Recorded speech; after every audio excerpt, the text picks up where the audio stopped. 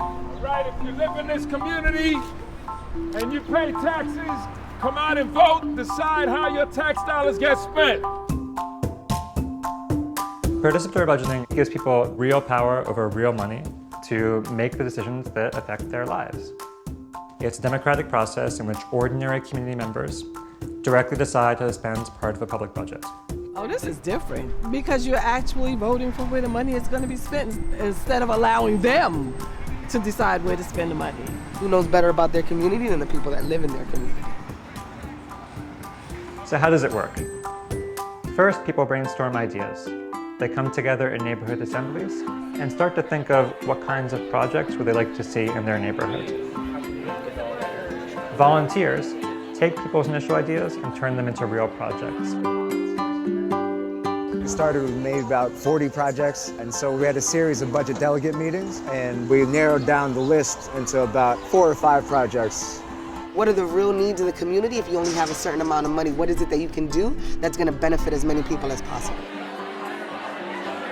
We're asking for a projector and 30 Mac laptops. Displays at bus shelters throughout the district, and it will tell people when their next bus is due to arrive. I'm dreaming of new benches, modern benches. Seniors have nowhere to go. People get a taste of making the tough decisions and coming up with things that can be done to improve their community. And they bring them back to the public for a vote.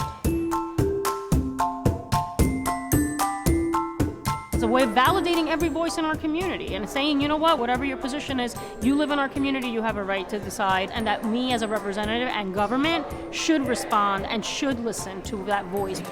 The projects with the most votes get funded. We have the playground improvements at Millbrook Housing. They are then implemented over the next few years, and the following year, the process starts again. People brainstorm new ideas, turn them into new projects, vote on them, and fund more improvements for their community.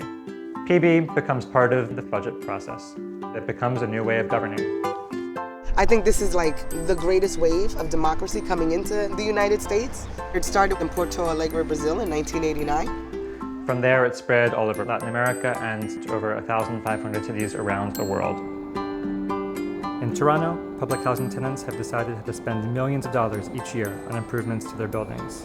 In Chicago and New York, city council members have set aside discretionary funds for the community to decide. In Vallejo, California, PB has been used citywide for funds from a new sales tax.